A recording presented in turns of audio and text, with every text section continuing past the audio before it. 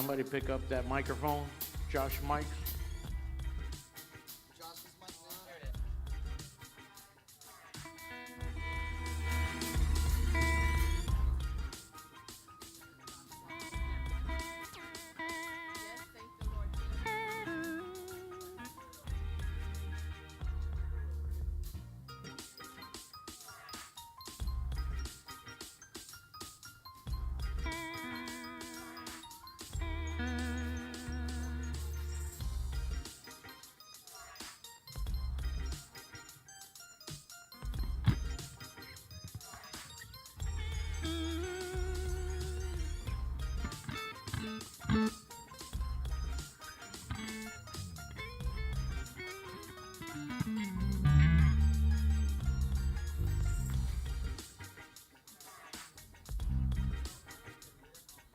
I don't know about you.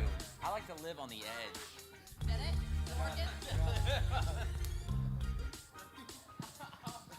don't like this margin.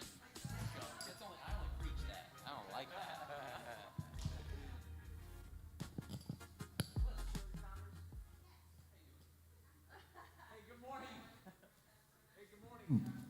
Good morning, everybody. It's good to have you guys in here today. Thank you for those that are joining us online this morning. My name is Josh Cullen, and I want to welcome not only Thrive here from Houston, but I want to welcome Chicago back in the house again. We welcome them week 2. We've got the Journey Church here, a church that Kristen and I served at for 5 years.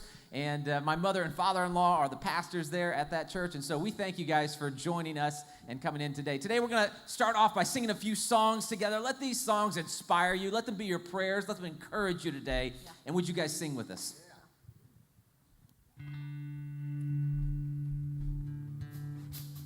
Y'all put your hands together with us this morning. Here we go. Come on, help me out. Go.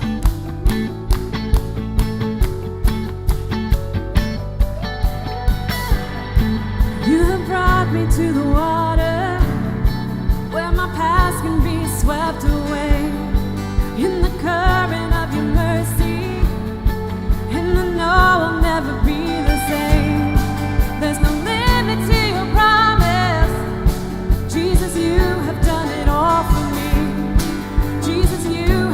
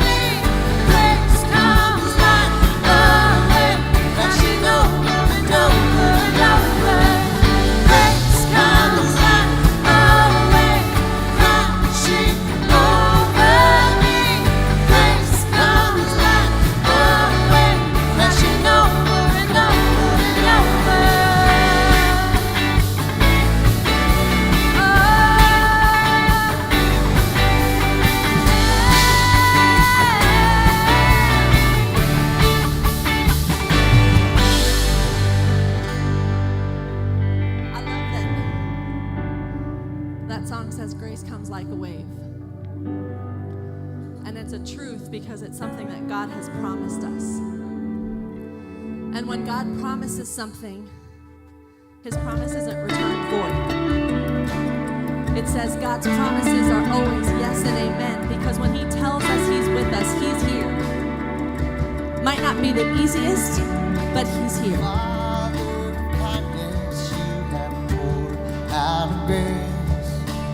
Brought me out of darkness, you have filled me with peace.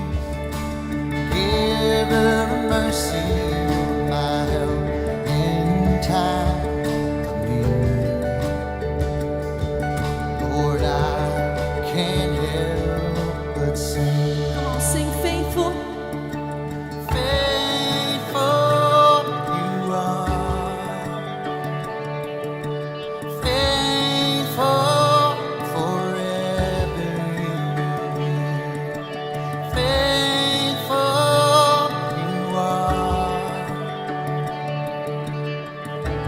all your promises are yes and amen. All your promises are yes and amen.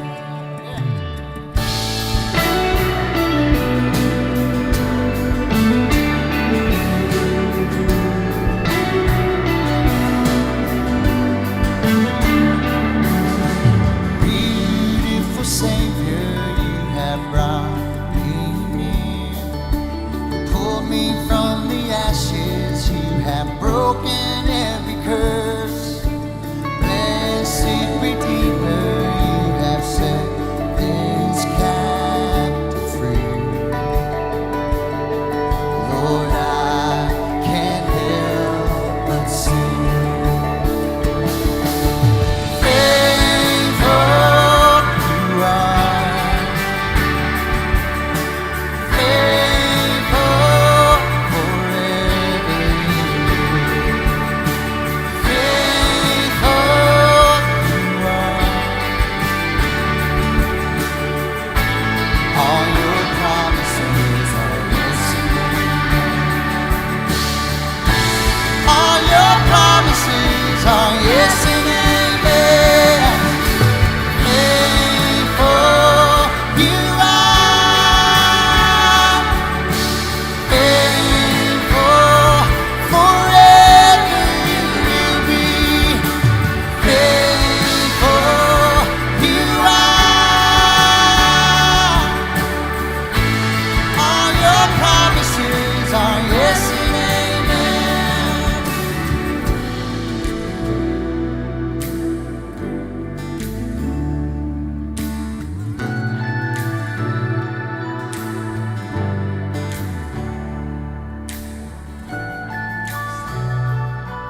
In your promises, my confidence is your faithfulness. I will rest. In your promises, my confidence is your faithfulness. I will rest. In your promises, my confidence is your faithfulness. I will rest. In your promises, my confidence is your faithfulness. Faithful you are,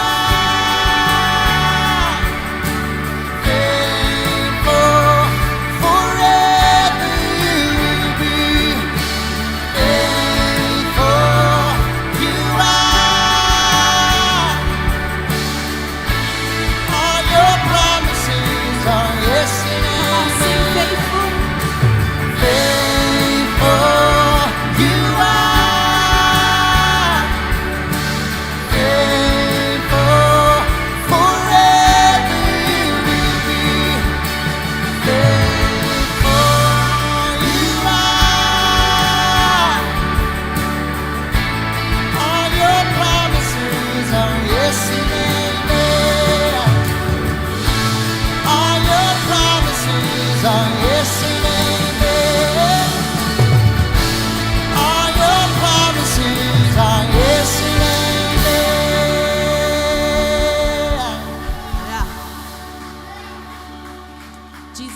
rest in you, God. God, we know that you've promised that you will never leave us nor forsake us. And when life feels hard and heavy, we rest in your faithfulness, God.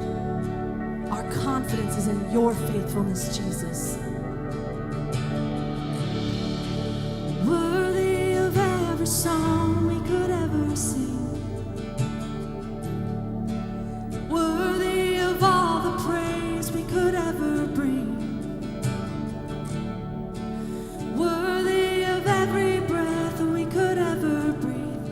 We live for you. Come on, sing Jesus.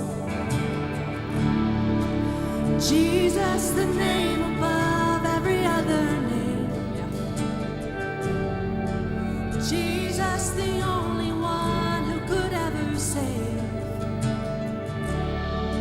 You're worthy of every breath we could ever breathe. We live for you. Sing holy and holy. There is no one like you. There is none beside you. Open up my eyes in wonder. Show me who you are and fill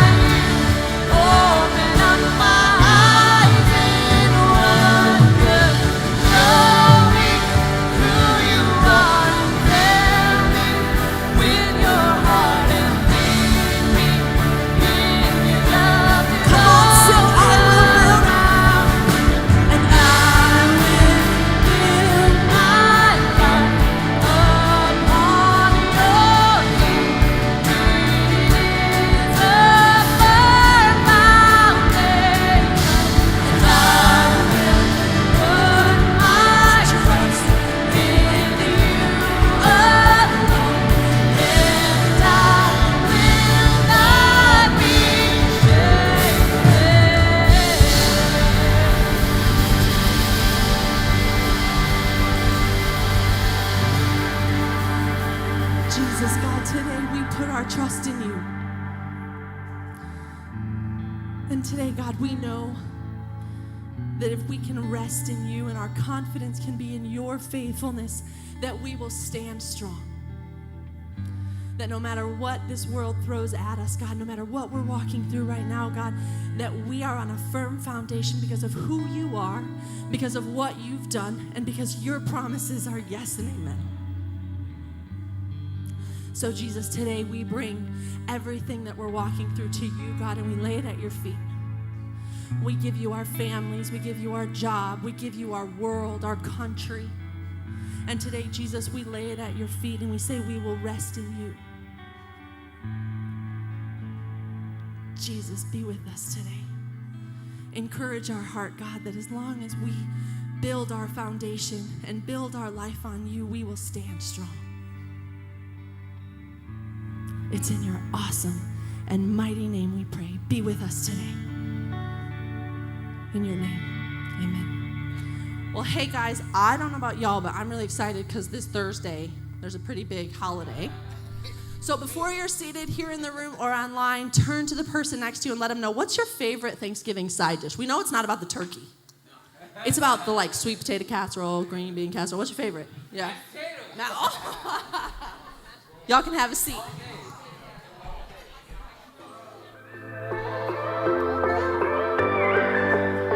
Hey, what's up? Good morning, everyone. My name is JP Rios, and I'm on the worship team here at Thrive. We want to welcome all those who are attending today, whether in person or online. We're so glad you decided to hang out with us today. If you're online, make sure you fill out our digital Connect card. It's just a simple way for us to stay connected and for you to know all that's going on here at Thrive. If you're in person, you're in luck. Our pastors would love to get to meet you after service at the Purple Tent right outside. Make sure you stop by and say hey. They have a free gift for you. For those who continue to join us week in and week out, we want to thank you for reserving your seats online beforehand. We just also want to remind you that you can do it in a group setting now. Say you got some friends that you hang out with after church or before church and you feel comfortable sitting next to them, well, reserve your seats in a group. It helps us really do a great job at filling up this place, but also staying safe and socially distancing at the same time. So thanks to everyone who continues to help us with that. We also want to encourage you guys to continue to check out our website on a weekly basis. You're gonna find out all the info of what's going on here at Thrive, and also even an easy way to give. Here at Thrive, our main mission is to make it easy for people to find and follow Jesus. And your giving and faithful tithing help propel that mission forward. So our one youth group had a Thanksgiving feast this past week. And man, let me tell you, I heard it was a party, y'all. Don't let these kids fool you. They know how to throw a party. They had a turkey with all the sides. They had live karaoke.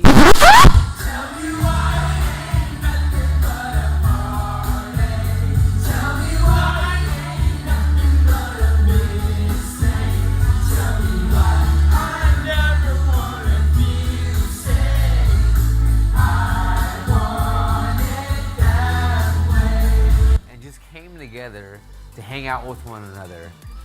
These kids really know how to have a great time and all the while encourage one another in their walk with Christ.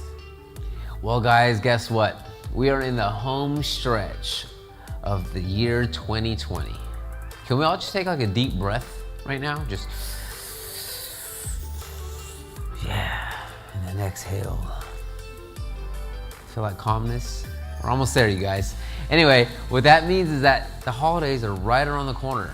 I think most people started putting up their Christmas decorations right after Halloween. So you want to make sure to continue to check the website for all of our Christmas services that we will be having throughout the month of December and our Christmas Eve service. So be sure to check those out and reserve your spots now, because I will tell you, they will fill up fast. Well guys, we are in week 2 of our current series, #Thankful. So sit back, relax, and enjoy the rest of our service this morning.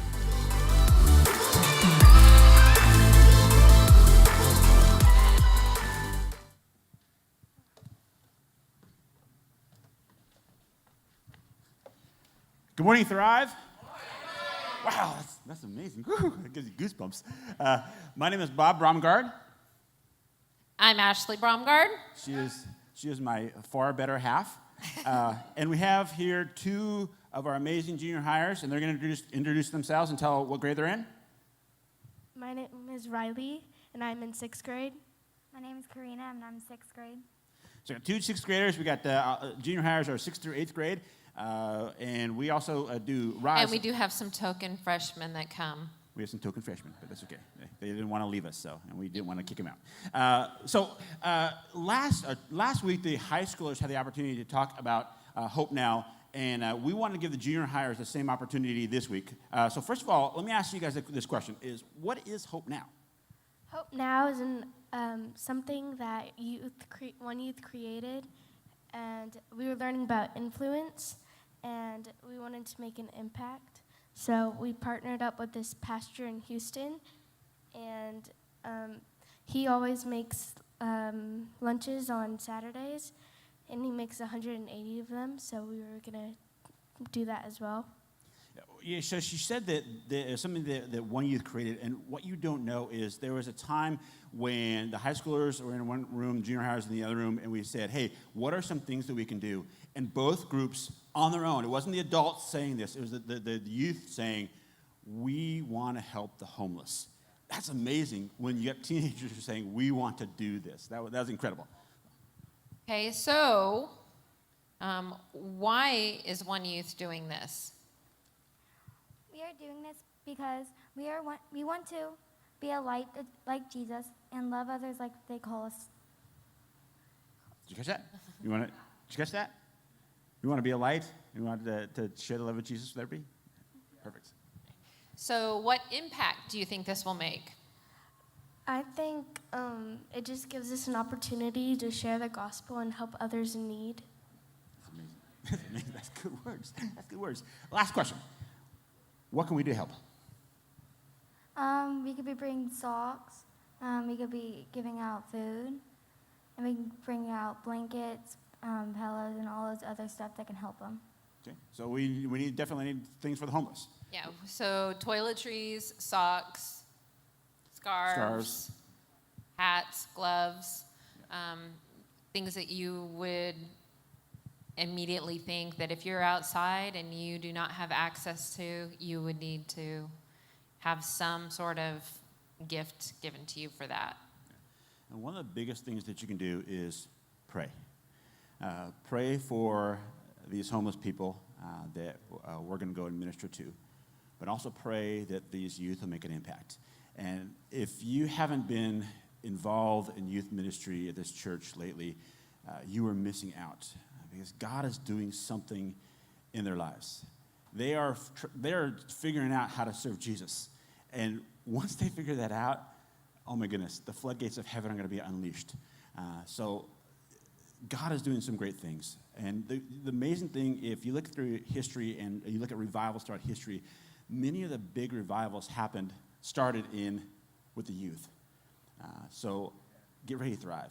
If you're not expecting and preparing for the move of God, you're behind the curve.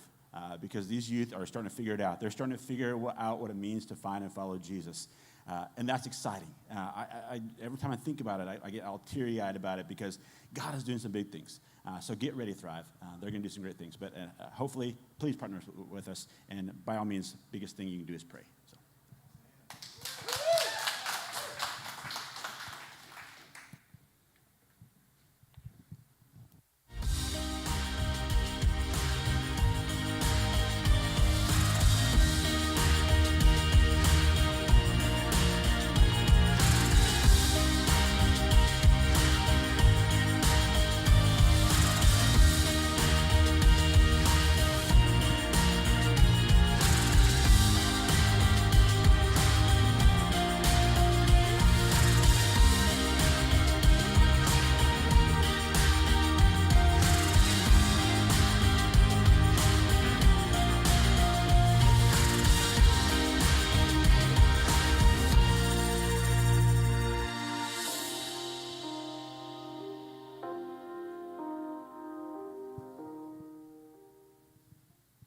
Awesome. That was awesome to see Bob and Ashley up here. They had our Rise team, our Rise Junior High team that meet on Sunday mornings at 11 a.m. with all of our junior hires over in the Rise room. And it's so cool to see our students get up here. And I know they're nervous to get up here, but it's awesome to hear their heart. And thank you, Thrive, for backing students. We back our students and our kids because we believe that youth in kids' world, our Thrive kids, it's not just about like babysitting or just about having fun, but it's about saying, man, these kids, these students, they've got purpose. They've got a God who loves them, who has a purpose for them, and they get to make an impact now. They don't have to wait to make an impact. They can choose to do it now, and our students are doing that. And just to let you know, they have a setup that's outside in the lobby right out here, a Hope Now setup. You can go and you can get information about how to give towards that, what items to bring, and then you can drop off your items right there any Sunday, or even during the week if you want to drop something off, feel free to come up and drop something off.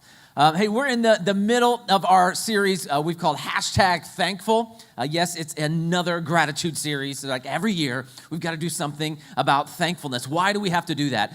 Because I don't know, if you're like me, I leak when it comes to thankfulness. And I tend to not gear toward thankfulness. I tend to gear towards selfishness a lot of times. And so if I don't remind myself that I need to be thankful, that I need to not just have this be something that happens around the holidays or Thanksgiving, that I fall out of the habit of gratitude and thankfulness. And last week, we talked about how do we post the positive, man? How do we be grateful for what we have and to share gratitude around and remind ourselves about gratitude? And today we said, and how do we take that a step further as we're looking today? How do we not just look at the positive, but then how do we sow that into the world that's around us? How do we kind of post for peace? #Thankful when it comes to it. How do we have peace in our own world, in our own lives? And I love that as we've called this series #Thankful, that hashtag symbol, or some of us old school, we're like, that's the pound symbol. It's not a hashtag symbol. They can try and call it a hashtag all they want. It's pound. We know it. But that pound symbol, that hashtag symbol, right? When you put that before a word, suddenly it makes that phrase searchable online. And you can search for what people are saying about that phrase. And so I thought I'd look around. We just, we had the election recently and talking about who's in charge and all that kind of stuff. And I thought maybe I'd search for the hashtag if I were in charge. If I were in charge, and kind of what search results I got with that. And I have some great ones that are up here. If I were in charge. Pizza delivery guys would carry extra pizzas so you could just hail one like a taxi driver. I think that'd be pretty good. Was that pizza, stand on the corner. Yeah, that's good. If I were in charge, I would fill the empty space in bags of chips with more chips. Yeah. Some of you are like, exactly. And others of you are like, but then they would just crush. Like, don't they understand we need the air? If I were in charge. The character limit on people's tweets would be set to equal their IQ score. Ooh, okay. All right. That's interesting. I love this one. If I were in charge, Nissan would name their next car the Liam Neeson. Anybody Liam Neeson fans? There we go. All right. If I were in charge, sirens and flashing lights would go off when someone buys more than 10 items in the express lane. Like, yeah, right? I don't know why that annoys me so much. It shouldn't. Like, peace, patience. I need to have that. Okay, I'll have that. All right. And here's my favorite, the best for last. If I were in charge, mega stuffed Oreos would be regular Oreos. And regular Oreos would be called diet Oreos. Yeah, I like it. I think it's good. I'm on a diet. These are my diet Oreos. That's okay. It's good to go. See, I think we should start that trend. We should have that out. That's a good one. Man, the way we handle ourselves in the digital world is incredibly important. Some would say even today, right now, especially during this time when we're not face-to-face all the time with everybody, with employees or work things or even family sometimes, that the digital world can be more important with how we interact and act and what we post and what we say and how we phrase things. And so we have to understand that we need to be careful. We need to be careful about the power of what we post and that we're posting things that sow peace and not dissension. Because it's easy to post things that we disagree about because we disagree about things. There's always going to be stuff that we disagree about. But there's always going to be more things, I promise you, that we agree upon. Just in the idea of humanity and us, like being human, I promise you, those people that you think have nothing to do with you, have nothing like you. They're completely different than you. I promise there's so much that you agree on together, and that we have a responsibility as Jesus followers, and if you're a Jesus follower in the room, like you have this responsibility. If you're not, I still think that this is a good avenue and a good way for you to go. but to post and to say things that sow peace and not dissension. That in the end, we represent those of us that are Jesus followers. We represent Jesus with what we say, what we post, what we tweet, what we encourage along the way, what we text. And may it be a representation of our thankfulness to God and who he is and what he's done for us and who we see him to be. Recently, we celebrated Veterans Day. 11/11, we celebrated Veterans Day. And let me tell you, celebrating Veterans Day, you're not celebrating war. You're celebrating the sacrifice that men and women made for peace.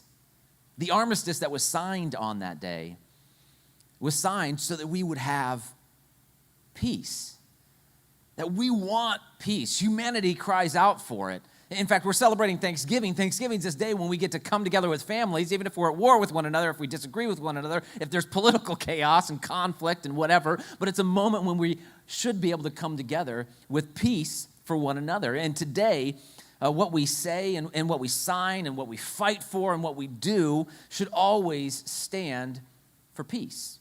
And I'm not saying just like hippie peace of that, like, hey, peace, love, dude, like peace, love, that's good, stuff. I'm not saying that just that, but a deep peace that comes from connecting with our Creator. A Creator that says, blessed are the peacemakers. A Creator that came to bring peace into our world, into our lives, understanding that we're not always going to have peace. Understanding that there's a conflict there because sometimes things happen that it's not very peaceful in our world and in our personal lives. There's conflict that's happening, but there's a God that even in the midst of the conflict, even in the midst of disagreement, even in the midst of social uproar, everything we see on the news, somehow he can still bring peace to us. That you've seen it. There's people in your world right now that you see them walking through difficulty and difficult situations and tense things, and yet somehow they've got this inner peace within them. And it's not because of the outward situations, it's because of the Creator inside of them, because we serve a God of peace. In fact, Paul who wrote, we always say it, about half the New Testament, this guy who... He was a Pharisee, this guy who studied so hard. He was at the top of his class. And in his studies, he learned that, Christ followers, Jesus followers, these people that were radical for this rabbi named Jesus, they were horribly wrong. And he went about and spent most of his early life trying to demolish this idea of following Jesus until he had this radical life change. That suddenly he went from this life where it was not very peaceful. Most of what he did, most of what he was involved in was trying to sow discourse and trying to just stamp out this new religion, this new idea of following Jesus until he had this revelation from Jesus and he met him. And suddenly it changed the course of his life. And suddenly he began planting churches. And suddenly his course began not to be this one of trying to sow disruption into these Jesus followers and figure out how to quash this thing. It became this idea of peace and of love. And Paul's life was not a life of peace and love. It was a life of shipwrecks and him being beaten and him being on trial and him being thrown into prison and all sorts of chaos that was happening. And yet constantly he talks about how he still has this peace. But it's not about the world around him. It's about the Creator that's in him. And so what he wants to sow towards those that are around him, this idea that the peace comes from the inside, and then he can sow peace to those that are around him, and that we're called to do that as Jesus followers. We're not called to sow discord, but to sow peace. And in one of his letters that he writes to the Colossian church in Colossae, this is what he kind of says to them about this. Read with me in Colossians chapter 3, verses 12 through 15. It says, since God chose you to be the holy people he loves, you must clothe yourselves. I love that idea of clothe yourselves with this. This idea of like what he's about to say, you must clothe yourselves with it. Clothes are what you see on the outside. It's not just what you see on the inside, what on the outside. So he's saying, I want people to be aware of these things in your life. Let them see these things. Clothe yourself with these things. Tenderhearted mercy, and kindness, and humility, and gentleness, and patience. I'm like, man, on my drive here, like I think I didn't do any of those things. It's like, oh, aren't you going faster? I'm not patient enough. Don't you know where I got to go? Don't you know where? I'm like, whew, okay. Paul says, clothe yourself with these things. Okay, this is a hard one right here. make allowance for each other's faults. And I love that Paul gets it. He gets it like, we're gonna mess up. we're gonna like fail each other. Like there's gonna be things that I do that like aren't good, and you're like, man, why did he do that? And I love that Paul's like, man, we need to figure this out because we're all gonna make faults with one another, and so we need to make allowance for each other's faults and forgive anyone who offends you. Remember, the Lord forgave you, so you must forgive others. And Paul's talking to the church here. And so again, if you're a Jesus follower in the room, or if you're watching a Jesus follower, this isn't like, hey, you can't forgive others, it would be a good thing. No, he's saying, no, you have to. Like, that's a requirement for you. And above all, clothe yourself. Again, let people see it. Clothe yourselves with love, which binds us together in perfect harmony. And let the peace that comes from Christ rule your hearts. For as members of one body, you're called to live in peace and to always be thankful. Paul's saying that when you clothe yourselves with these things, you'll be known. When people see that, there's this peace that comes from it, and this peace that comes from your heart. That when people look at you, they should see a life of peace, even when things are going crazy, even when there's chaos around you. And it's not easy to do, but he's saying, man, you should be known for the peace that's in you and not for trying to just create fights and just stir the pot. We all know those people. Some of us are those people that like to stir the pot with stuff and say, oh, let's see what I can do. Watch, if I post this, watch this comment that I make. Oh, see what this is going to get. You know, we love to do these little things, and it's like, whoa. Paul's saying we should be known for peace. So how do we do that? How do we post for peace in our lives? How do we have peace in our lives? And I think we can garner a lot from this small little writing that Paul put in his letter about how we have peace in our lives. And I think one of the first ways to do that, and I think we can see that in Paul's writing, is this. If you want to have peace in your life, start by refusing to be offended.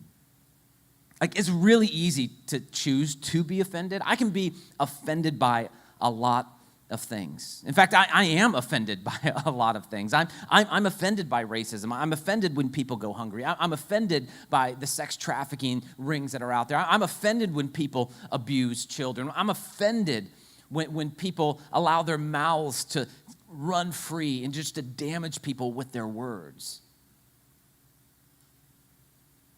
But when it comes to personal relationships, when it comes to what people do to me,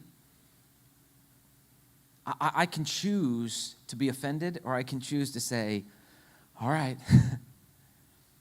I'm not going to be offended in this moment.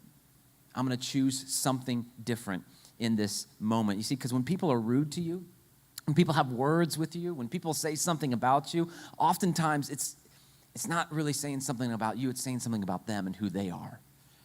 And so when people try to be offensive to you, or when they say things, there's moments when they don't know, and they don't know they're being offensive, and sometimes we like to take offense to it, and they don't even know. And there's other moments where they're trying to be offensive, and you have to realize that there's probably something they're walking through, something they're going through that's causing this action. And it's not really about you, but it's about what's happening in them. And so sometimes we just need to, for the sake of peace, choose not to be offended. Don't be offended. Sometimes it's not about you. And when it comes to personal relationships, I think God oftentimes would say, man, we've got to figure out how to get over it. I mean, God is the ultimate person. Jesus is the ultimate person that like should be offended by how we act, by how we treat him, by how oftentimes we're like, Jesus, we need you, until we say we don't, and then we fall and we do something else completely against what Jesus, and then we come back to him, right? And it's like, he should be offended by the idea that like we only come to him sometimes for our needs and things, and yet Jesus is always there. He's not offended by us. He wants us to be with him. And I think God would say, man, we need to learn from that. We need to learn how to not just be offended or be quick to the offense of people in personal relationships. And it's not about tit for tat. It's not about, I need to get even. It's not about if they hit me, I'm going to hit them back. If they hurt me, I'm going to hurt them back.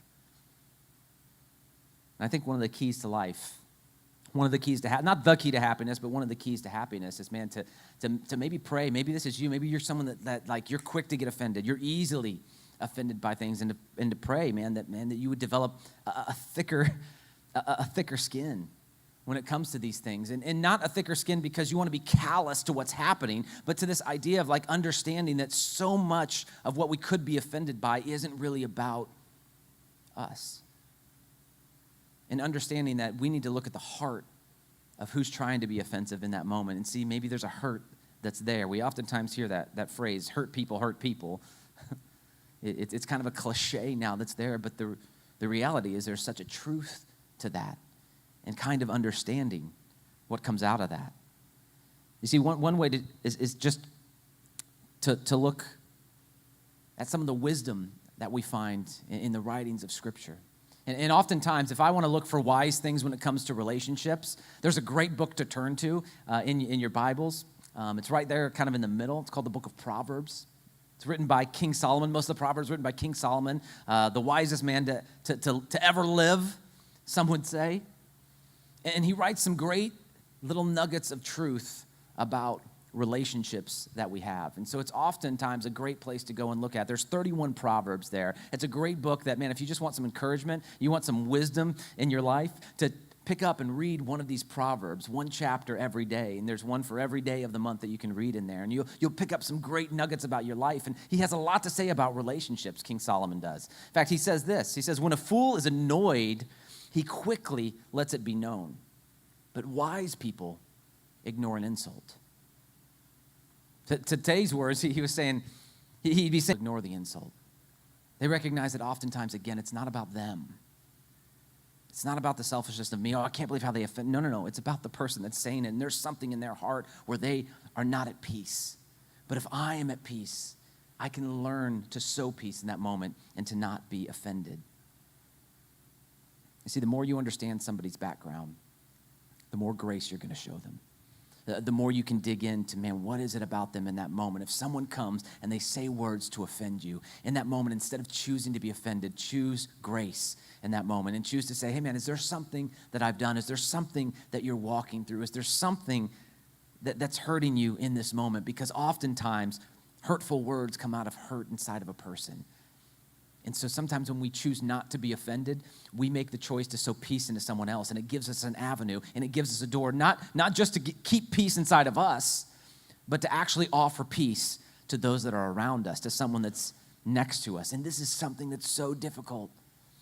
I'm really good at defensive position. I'm really good about someone saying something to me and getting defensive right away with it. And I've got to listen to these words and say, man, don't get offended by it. It's not really about you.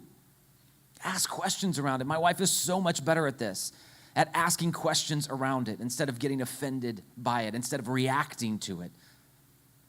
I say, man, how do I choose not to be offended? King Solomon says this in Proverbs again, Proverbs 19. He says, man, a man's wisdom gives him patience. It's to his glory to overlook an offense. Because patience will allow you to sit and wait and stop and begin to understand somebody else and recognize that it's not just about you. So the first thing I think that we can do is just that. Choose not to be offended. It's a choice that we can make. The world might say you can't make that we should be offended at everything, that we should be triggered by so many things.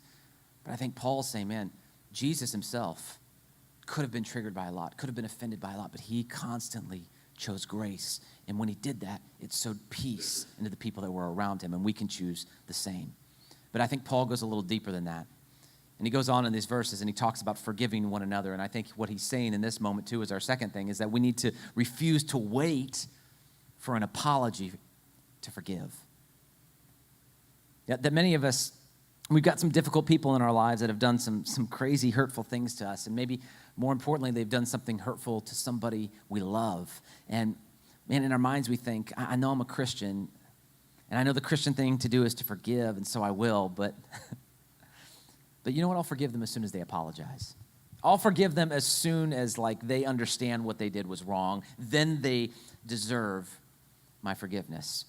And the problem with that is that you're still holding on to hurt in that moment. The problem with that is the fact about it, the truth is they may never ask for your forgiveness.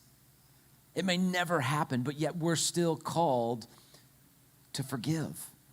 And Paul said, Jesus forgave you, so you must forgive others. There wasn't a caveat in there, except for if they do this or except for if they commit this act. He said, no, no, no. Jesus forgave you, so you must forgive others, to not hold on to resentment because it just tears you up inside, that you're supposed to forgive. And Jesus said this like even in the most extreme circumstances, right? He did it. He did it by example in the most extreme circumstances. I mean, there he is. He's hanging on a cross, and he looks to the guy next to him, and he looks to the thief on either side. And he looks to the crowd that's there, that's shouting hurtful things, that have just falsely accused him and sentenced him to death and beaten him. And when he looks out, he says, Father, forgive them, because they don't even know what they've done. They don't even know what they do. And that's our example of forgiveness, that it wasn't about them coming to him saying, Jesus, we're sorry, please forgive us in this moment. Jesus said, no, I forgive you, and you don't even know what you do. See, people oftentimes aren't going to come and ask for forgiveness. And oftentimes when we hold on to that bitterness and anger, it just continues to sow discord inside ourselves. And we have a hard time living in peace because of it. I think that's why Paul says in Colossians 3, when he says, make allowance for each other's faults. And he's trying to say, hey, people are they're gonna fail you sometimes. So you just gotta know ahead of time, and you gotta make allowance for it. Know that it's coming, and choose to forgive. Make allowance and forgive the person who offends you. And remember, the Lord forgave you, so you must forgive others. The phrase make allowance, it's a good translation. And in the Greek, it means like to bear with, to endure, to be tolerant of, to understand. To say, man, we need to sow peace with one another. And so when someone comes to you in discord, when they do something that, man, it seems unforgivable in the moment, like how do we choose forgiveness in that moment? And a lot of times you might say, like, Josh, I don't get it. Like, why do I have to forgive them? Like, you don't understand what they've done. Like, they're not going to have that place back in my life. Like, I can't trust them anymore. Well, we have to recognize that forgiveness and trust are two different things. Forgiveness can happen instantaneously. Trust takes time to build. And so I don't think Paul or Jesus in this moment is saying that you immediately, when someone offends you or when they come against you, like to have peace in your life, that you need to give them trust again. I don't know that that's healthy. That's a good place to go. But forgiveness is this idea that, like, hey, you know what? It's not on me anymore. I'm going to choose not to be offended. I'm going to choose to have grace on you because that's my choice. Now, the trust is something that person has to build, but the forgiveness is something that I can give freely. And so let's not get it confused thinking that just because we forgive somebody that we have given them all of our trust back again, because those are two completely different things. So don't wait for an apology to forgive. Don't wait for someone to say, man, until they figure it out, until they know what they've done, I'm not going to forgive them. No, you have the ability and the right to forgive in a moment, and you can do it. And when you do, you can allow peace to come into your life because forgiveness is on you. There's a third thing there. Not only do we choose not to be offended, not only do we not wait for an apology to forgive, but also, finally, we just refuse to play their game. Refuse to play it. We're baited. Our world is so good at baiting us into their game, into this idea of war and discord and conflict and dissension and talking about the negative and just trying to highlight what we're against. Like, we have gotten so good at it. And I don't know why, because it's not good for anybody. Like, it doesn't make us feel good. Why do we get involved in it? Why do we choose to play the game? Why do I choose to play the game? Like, why are we drawn to it so much? I mean, Jesus says, like, love your enemies. Yet I love to get in the game of, like, figuring out how to, like, make them feel angry. Again, King Solomon in Proverbs, so much wisdom in this book. He says this, disregarding other people's faults preserves love, but gossiping about them separates even close friends. Says, man, if you want to love and be known for love, and I don't know about you, but that's like the number one thing that we should be known for as Jesus followers, is our love for one another. He's saying, like, figure out how to disregard other people's faults. That so much of the time, their faults and their things that they do, they're not about you. But when we talk about other people's faults to one another, and we oftentimes think that gossiping has to happen like interpersonal. Gossiping has to happen like when I meet up with somebody face to face and be like, did you hear what somebody else said? And we forget that like the social media platforms we use, when we speak out on that, when we say those same things, did you hear? Did you know this happened? That is just as much gossip. And we fail to understand and realize that our words have actual meaning when we post them digitally, just like they do face to face. And that Solomon in his words of wisdom and all throughout the writings and the teachings of Jesus and Paul, you're going to find this idea that when we speak against one another and when we talk only about each other's negativity and when we say the faults and we highlight the faults of others, that all that does is bring discord. We're not seen for our love for one another in that moment.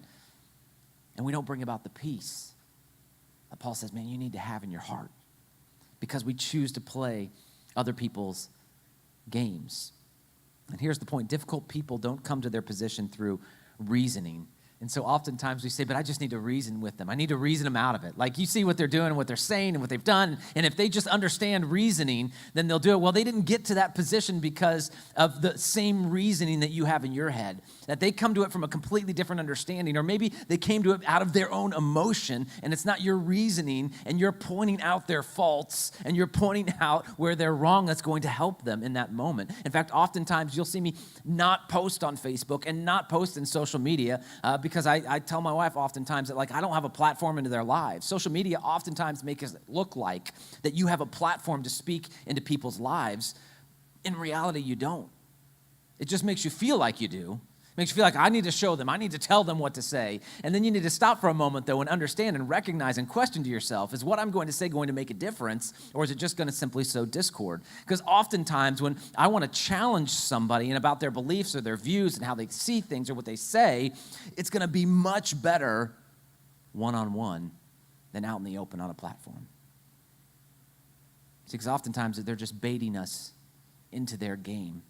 And if you want to continue to sow discord, man, respond to that. Get involved in that. Go that route. But Paul would say, no. Be known to be peacemakers. And if you want peace internally right now, then you need to learn how to sow peace to those that are around you. And one of the ways you can do that is by not choosing to play their game, refusing to play their game. I love the example that Jesus gives when it comes to this. Jesus oftentimes has tried... People tried to bait him. The Pharisees, like the legalistic people, the people that were like the teachers of the law, this would be like pastors of that day, people like me, they constantly tried to bait Jesus, and they tried to catch him in what he would say, because he was teaching something that was so different and so unique and so grace-filled, and they couldn't comprehend it and they couldn't understand it, and so they always tried to bait him to get Jesus to play their game. And the Pharisees, it says, would plot away and they'd try to trap Jesus to say something that was damaging. But Jesus always knew what they were up to, and he constantly just refused to play their game. In fact, he said to them one time in Matthew 22, he said, why are you playing these games with me? Why are you trying to trap me? And he would ask them a question that would confound them, and he would walk away. Or he would change the subject, but constantly he would choose not to play their games. Again, wisdom from Proverbs says this.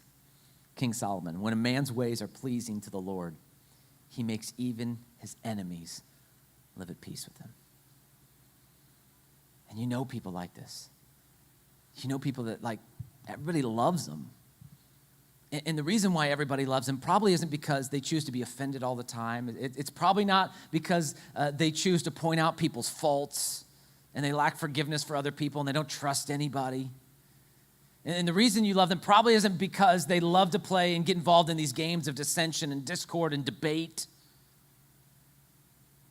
The reason you probably love them is because when you get around them, they just bring peace to you. When you get around them, it's not difficult.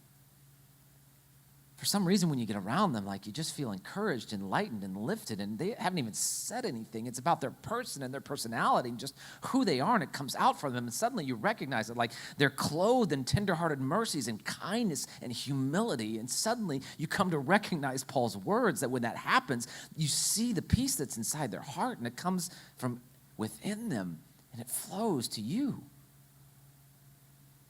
You begin to say, man, how do I become that person? I think Paul would say, if you want to be that person that you're called to be, man, you need to choose not to be offended when you don't have to be. You need to choose to forgive. And you need to refuse to play their game. Then you too can be thankful and grateful for the peace that is welled up inside of you. Today I'm going to ask for the worship team to come, and we're going to close in a song that talks about the king of my heart. And if you're a Jesus follower today, Jesus is the king of your heart. And he has this ability to bring peace to you today. And so it doesn't matter what you're walking through. It doesn't matter the situations that are going on in your life or around you or in your family, or as you're thinking about Thanksgiving and you're like, I don't know, I'm going to be seeing people that I'm in disagreement with, or you're saying, man, we're not even having Thanksgiving because of the coronavirus thing and I disagree with that, or we are having Thanksgiving and I disagree with that. That ultimately, today, you can let Jesus be the king of your heart and to be your peace. And to call for him and to ask him to say, Jesus, how do I be the peacemaker in my world today?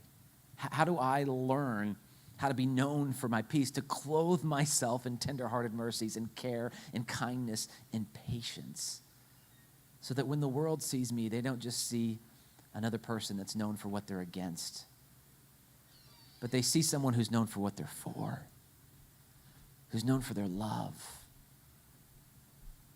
Because ultimately, when we look at Jesus, Jesus doesn't constantly remind us of what he's against in our lives. If you pray to him, if you listen to him, if you focus in on him, he's going to showcase to you what he's for in your life. So today, as we go into this closing song, allow it to be a moment where you can rest in Jesus' peace and allow him to let you take that peace to the world that's around you. Would you pray with me today? God, we come to you today so grateful that, Lord, you're not just someone who says if we're perfect, we can have peace. God, you're not a God that says if we live the right life and if we make all the right decisions, then we can have peace. Jesus, you say in the midst of our troubles and in the midst of our weakness, in the midst of our faults, somehow, when we come to you, Jesus, you still choose to give us peace because you love us. So God, let us honor you by receiving that peace and then turning around and reflecting that to the world that's around us. So that God, in that moment, people can see the true gospel of love, the true gospel that is a God who cares for them and who loves them and who wants to give them peace in this world of chaos. We love you today, Jesus. It's in your name we pray. Amen. Would you guys stand with me as we sing this song together?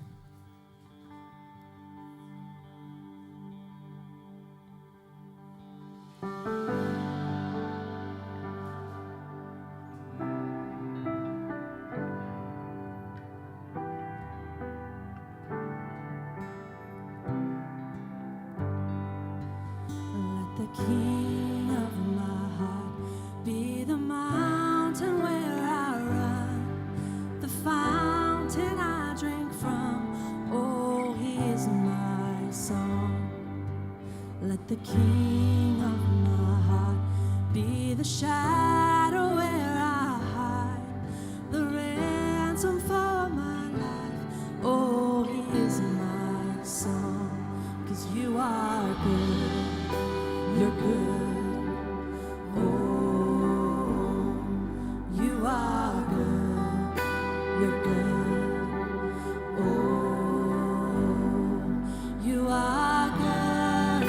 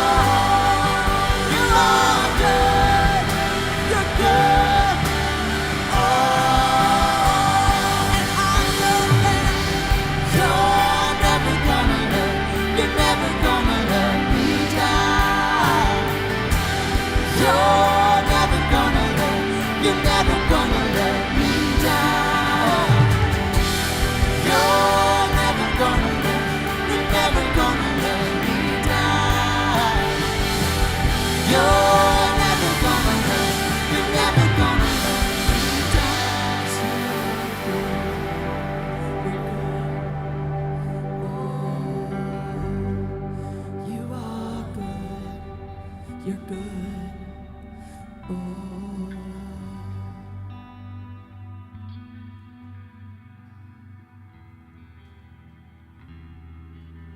It's a great song to end on when we're talking about posting for peace and being thankful, and this idea that